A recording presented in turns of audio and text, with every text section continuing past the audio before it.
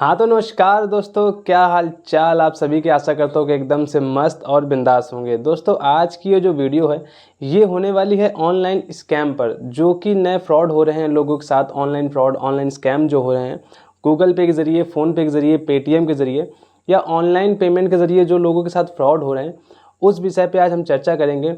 और एक ऐसे स्कैम के बारे में बताएंगे जो कि मेरे साथ हुआ था आज से कुछ महीनों पहले। तब मैं यूट्यूब पे एक्टिव नहीं था और उस स्कैम के बारे में मैं आप सभी को बताऊंगा और ये भी बताऊंगा कि आप इन तरह के स्कैम से कैसे बच सकते हैं। और ये वीडियो अगर आप दुकानदार हैं तो आपके लिए बहुत ज़्यादा ज़रूरी है। अगर आप स्टूडेंट हैं या आप आप कुल मिला के गूगल पे, फ़ोन पे यूज़ करते हैं, पेमेंट रिसीव करते हैं, तो सावधान हो जाइए। पेमेंट रिसीव करने से पहले ये 2-4 बातें आप ज़रूर ध्यान रखिएगा, वरना जिस तरह से मेरा 20,000 रुपये का नुकसान हुआ है, मेरे एक साथी दुकानदार हैं जिनका 1,00,000 रुपए का नुकसान हुआ था, वो सारी जो है बातें बताऊंगा कि कैसे मेरा 20,000 का नुकसान हुआ, कैसे मेरे साथी दुकानदार का 1,00,000 रुपए का नुकसान हुआ और ये हम लोगों के साथ कैसे फ्रॉड करके चला गया, किस तरह से क्या थी टेक्निक और किस तरह से हम लोग के साथ फ्रॉड किया, वो सारी बातें बताऊँगा। आप कैसे बच सकते हैं इस फ्रॉड से ये भी बताऊँगा। वीडियो शुरू से एंड तक देखिएगा ताकि आपको सारी बात अच्छे से समझ में आए। और अगर वीडियो पसंद आए या मेरे द्वारा दी हुई जानकारी आपको थोड़ी सी भी अच्छी लगे या आपकी लाइफ में थोड़ी सी भी मददगार हो, तो प्लीज़ वीडियो को लाइक करके चैनल को सब्सक्राइब कर देना और कमेंट करके बताना कि क्या आपको वीडियो वाकई में अच्छी लगी। तो चलिए वीडियो शुरू करते हैं। तो दोस्तों जो हमारे साथ फ्रॉड हुआ था, मेरे साथ और मेरे एक साथी दुकानदार, मेरे एक नहीं मेरे 2 साथी दुकानदारों के साथ ये फ्रॉड हुआ था। मेरे साथ तो 20,000 रुपये का फ्रॉड हुआ था, मेरे साथी दुकानदार के साथ 1,00,000 रुपये का। और एक मुझसे थोड़ा दूर दुकान है, जब मेरे साथ फ्रॉड हुआ तो मैंने जब अपने आसपास के लोगों को बताया कि मेरे साथ इस तरह का फ्रॉड हुआ है, तो एक भैया मेरे पास आया कि यार मेरे साथ भी यार अभिषेक भाई इसी तरह का फ्रॉड हुआ है और मेरे साथ तो यार 1,00,000 रुपये का जो है वो लड़का चूना लगा के चला गया। और फिर जब ये बातें फैली तो जो हमारे गांव से दूसरे गांव में एक लड़के की शॉप थी, उस दुकानदार के साथ भी वो लड़का 30,000 रुपये का जो है चूना लगा के चला गया। अच्छा, अब आप बोलोगे कि यार हम लोग तो इतना हमेशा इन सब कामों में रहते हैं, हमेशा पेमेंट रिसीव करते हैं, तो हम लोगों को तो बहुत अच्छे से जानकारी होती होगी, तो हम लोगों के साथ वो कैसे फ्रॉड करके चला गया। इन सारी बातों पे जो डिटेल वाइज चर्चा करेंगे, बताएंगे कि मेरे साथ कब फ्रॉड हुआ था और उसका आज तक सॉल्यूशन हुआ कि नहीं हुआ। मेरा अकाउंट फ्रीज़ पड़ा हुआ है, मेरे साथी दुकानदारों का भी अकाउंट जो है फ्रीज़ हो चुका है। तो सारी बातें बताऊंगा, आपसे गलती ना हो तो ये वीडियो पूरी एंड तक ज़रूर देखना। हाँ तो दोस्तों मेरे साथ फ्रॉड कैसा हुआ था, क्या स्कैम हुआ था, वो दिखाने के लिए अब मैं आपको लेकर चलता हूँ अपने मोबाइल फ़ोन की स्क्रीन पे, जहाँ पे मैं आपको ये दिखाऊंगा कि मेरे जो है अकाउंट में अभी कितना बैलेंस है और जिस अकाउंट में मेरे फ्रॉड हुआ था, जिस अकाउंट में मेरे साथ स्कैम हुआ था, वो अकाउंट में मेरा अभी जो है कितना बैलेंस है। तो वो मेरा एयरटेल पेमेंट बैंक में मेरा अकाउंट था और उस पर मैं अभी 3 डॉट क्लिक करता हूँ और उसके बाद सेटिंग पे जाके आपको जो है अपने अकाउंट का बैलेंस चेक करवा देता हूँ।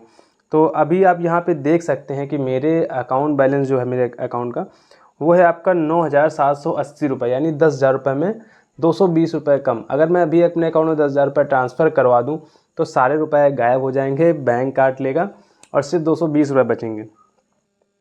तो दोस्तों कहानी को ज़्यादा लंबा न खींचते हुए अब आपको बताता हूँ कि मेरे साथ ही फ्रॉड कैसे हुआ। दरअसल मेरे पास आए थे 2 लड़के और दोनों लड़के आके बोले भैया मुझे कुछ पैसों की ज़रूरत है, क्या मैं आपके अकाउंट में ऑनलाइन ट्रांसफ़र करवा दूँ। तो मैंने बोला ठीक है भैया करवा दो, अपना जो चार्जेस लेता हूँ वो उनको बता दिया। उन्होंने क्या किया कि ठीक है, और अकाउंट में मेरा स्कैनर लिया, किसी तीसरे आदमी के पास वो मेरे अकाउंट का स्कैनर उन्होंने भेज दिया और वहाँ से 10,000 रुपये मेरे खाते पे आ भी गए। ठीक है दोस्तों, आए पैसे जो आए वो रियल मनी थी, मेरे अकाउंट में आई और मैंने वो पैसे जब देखा कि मेरे अकाउंट में आ चुके हैं तो मैंने जो है उनको 10,000 रुपये कैश दे दिए।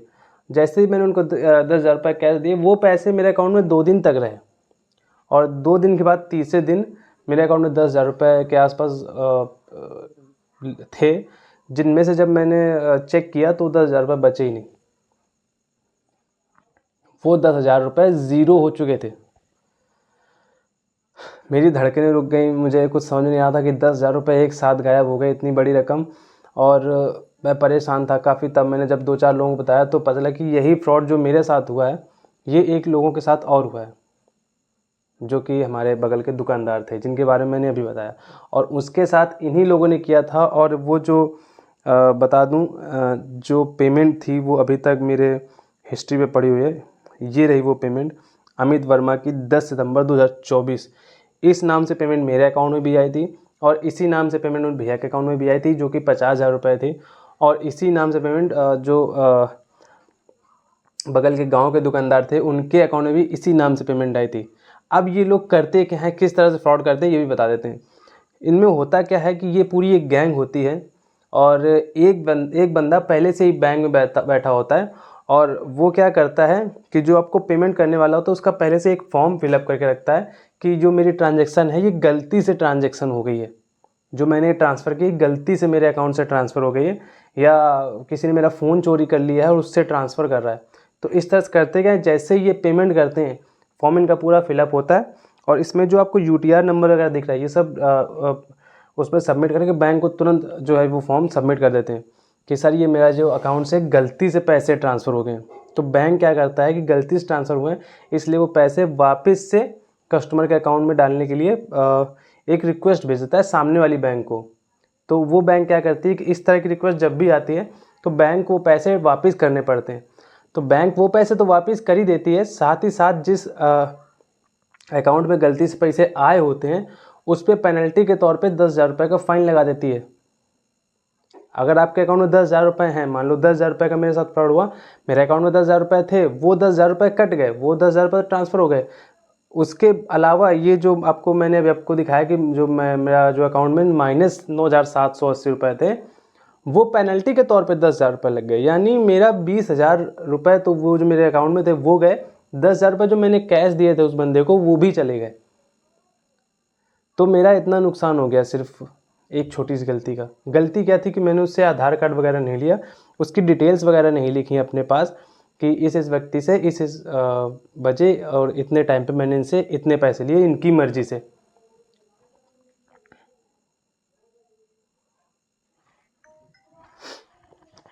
तो दोस्तों अभी आपने देखा कि कैसे मेरे साथ फ्रॉड हुआ, कैसे मेरे जो साथी दुकानदार के साथ फ्रॉड हुआ। इस तरह का फ्रॉड आपके साथ भी हो सकता है। इससे बचने के लिए आपको करना क्या है कि किसी भी अनजान व्यक्ति से आप पेमेंट न लें, और जिसको जानते हैं सिर्फ उसी से पेमेंट लें। वो भी जानते हो कि ये व्यक्ति जो ठीक है, इसका बैकग्राउंड अच्छा है, इसने कभी कोई फ्रॉड वगैरह ना किया हो, आप उससे ऑनलाइन पेमेंट ले सकते हैं। वरना आप ऑनलाइन पेमेंट लीजिए ही मत। अगर आप दुकान में बैठे हैं तो आपको कोई ज़रूरत नहीं है कि 2, 4, 5, 10 रुपये के चक्कर में किसी से 1,000 रुपये डलवा ली, किसी से 2,000 रुपये डलवा ली। ये सब करना ही बंद कर दीजिए। UPI पेमेंट बिल्कुल से बंद कर दीजिए लेना। इसमें बहुत रिस्क है। पहली बात तो आपका अकाउंट फ्रीज़ हो सकता है। अगर किसी ने 1 रुपये भी डाल के अगर वो रिक्वेस्ट सबमिट कर दी, आपका अकाउंट फ्रीज़ हो जाएगा। अगर आपके अकाउंट में 1,00,000, 2,00,000, 3,00,000, 5,00,000 भी पड़े हैं ना, तो भी आप नहीं निकाल सकते हो।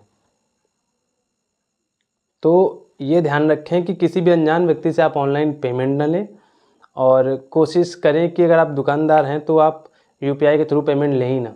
ये 2, 4, 5, 10 रुपये के चक्कर में ना लें, और अवेयर रहें कि इस तरह की पेमेंट लेने से आपका इस तरह का नुकसान हो सकता है।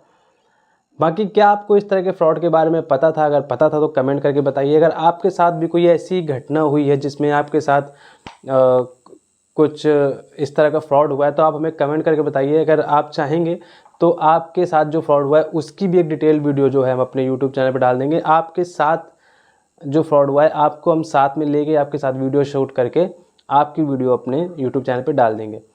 तो आशा करता हूँ कि आपको ये जानकारी अच्छी लगी होगी, आप इससे कुछ सीखे होंगे, और भविष्य में जो गलती मुझसे हुई है वो आप नहीं करेंगे। बाकी मुझे लगा कि ये जानकारी आपके साथ शेयर करनी चाहिए तो मैंने शेयर की। आपसे भी इस तरह गलती ना हो, मुझसे तो हुई।